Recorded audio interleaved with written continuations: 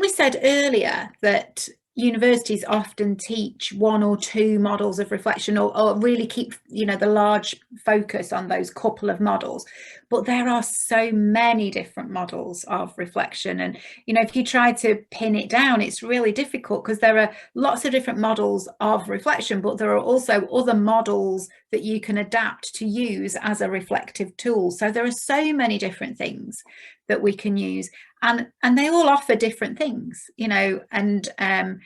so saying, what do reflective models offer? Different models offer different things. I think one key thing for me that has been really helpful, and people, when I'm delivering training on reflection, people always comment on how helpful it was to understand this, is for people to get hold of what's the difference between a process model of reflection and a component model.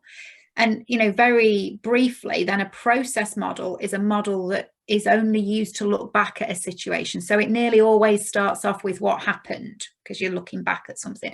And then it will take you through a series of steps of, something like, classically, a process model will say, what were you thinking and feeling, and what went well and what didn't go well? What have you learned? What will you do differently next time? Those kinds of questions. Whereas a component model can be used at any stage. You could use it to reflect before you do something. A component model really just says, think about these components, these issues in your practice. So, a component model like the Big Six just gives you 6 things to focus on when you're reflecting. I find that actually component models, to me, offer a lot more. Now, that might be just because I prefer those, and different people prefer different models. But I find that a component model it helps us move towards analysis. And I think sometimes that's a big step for social workers, is how do we analyse the information that we've gathered? How do I analyse this situation? How do I analyse what's happening for this family? And analysis and reflection, although they're connected, they are different. I think really reflection is often about yourself, and practice analysis is often about a situation or information that you've gathered. But there's lots of other differences between reflection and analysis. But a component model, because it just says think about these things, often really helps with analysis. So I think that's one key thing that models can offer. But then you look at different models offer different things. So, for example, a classic process model, say like Gibbs' model of reflection, which has been around for years and is still the most commonly taught model in social work training. That offers a lot for looking at a single incident and breaking it down or unpicking it, to use your words. It breaks it down. It helps you to think about different aspects of something that has already happened.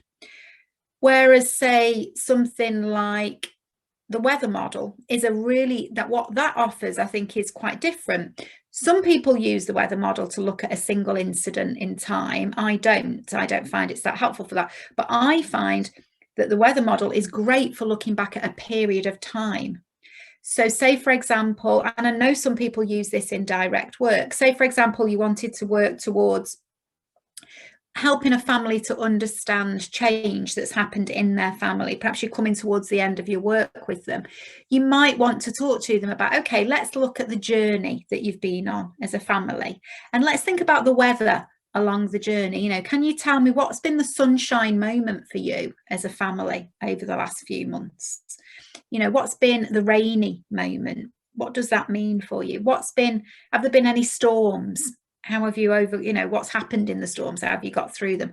Has there been any lightning? And often people will talk about what surprised them, or what, but people will talk about different things using the weather model over a period of time. I think that offers something different. To say Gibbs, you couldn't sit down with a family and say, we're going to look at I've been working with you now for 6 months and we're just about to close, or we're about to transfer, or whatever it is we're doing, so let's look back at those 6 months. You couldn't use Gibbs, because if you start off with, well, what happened, 100 things have happened in those 6 months. But you could use the weather model.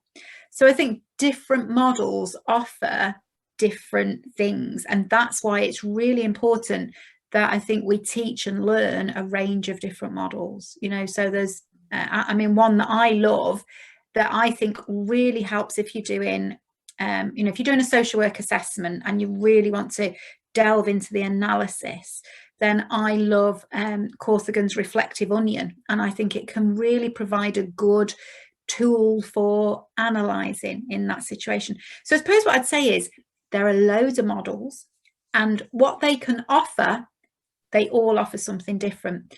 But maybe the one thing that all of them offer is a sense of structure. And it's what makes something become reflection rather than just thinking. You know, if you're just thinking, very often you get tied up in a load of spaghetti, and you know, it's just kind of like your head's like all fogged up and you're just thinking. But if you use a model of reflection, it just gives you a structure. So it gives you a structure, and you know that you've thought about key things. And so I think that's what they all have in common, that they all offer structure, but then they all have different advantages and disadvantages, I suppose. What about your thoughts? What models do you like? I mean, I've said, you know, I love Corsican's Onion, I like weather. There's some that I really like and I use a lot. There's others that I'd recognise they have value, but I don't use them as much. You know, I just use them in certain circumstances. What about you? What models do you like? I think traditionally my brain has always gone towards process models. So when I started experimenting a bit more with component models, it was much more of a challenge for me, because I like things to kind of go around in a circle or a particular way. So I feel like I've worked really hard and looked at different models and tried different ones out and kind of tried to look at what works for me. But the one I'm always drawn to is the surprises to learning one. I just find that really useful, really simple. And like you were saying about that structure, it just gives you something to work through, because I think you can just reflect on something and try and think about kind of what happened and what went on with that. But I think the specific headings that you get from the model are what takes it that much deeper for you. And then that really builds on that self-awareness, I think, and what your thinking is and why you're thinking it and things. So definitely, yeah, I would say that I've changed as a practitioner over the last few years because I've been experimenting more and building confidence with using them. And I think, just to link to what we were doing in the project in terms of developing our own reflective models, which I think can be quite scary for some people, because if you don't think you're particularly creative, you can think, gosh, I wouldn't know what to do. But, you know, we had that opportunity to bring together team members from across children's services in Gwynedd and the training department. And we all worked really closely together and with yourself to learn about models, but also then to have a go at developing some. And, you know, they're going to feature in the booklet that you spoke about earlier. And I think not only does it help people understand reflection and reflective models, but it also brings that sense of ownership within the teams, I think, because that person then can explain it to people, they can sell it to people, they can show how it's used in practice. And hopefully then people will have a go at trying these new models and see if they like them and how they can be used. And just one thing that you said as well that I thought was really useful was to think about models in a way that they can be kind of multi-purpose. So it doesn't have to be just be used in reflection, that you can actually use it as direct work. And I don't think a lot of us as social workers would have thought about it in that way. Yeah, but I do think models of reflection can be so widely used, and but I like what you said there, that word ownership. I think that's really important when people, you know, I always encourage people to create their own models, and sometimes I think people are a bit scared of that, but I think there's a real learning to it, because well, it helps you to learn what is a model and what makes a model, if you like. And very often what I find is social workers create a kind of combined model. They always like a bit of process, but a bit of component. And so it's a bit of both, really. And we found that, didn't we, in the models that we created. But I also like the fact that, you know, in the models created, 2 of them were very specific to the Welsh context, which I also really like, you know, to actually feel like, if you like, as a social worker in Wales, you can see yourself in that model. So it's not just ownership for the person that created it or for the team, but it's also about seeing yourself in something. And I do think a lot of the models that we use in social work don't come from social work, and that, you know, I think we should have more models created within social work by practitioners, because then we can see ourselves and our own practice in that work. So I think that's really important. So and I think, you know, the models that were created in those sessions that we had together were really, really good.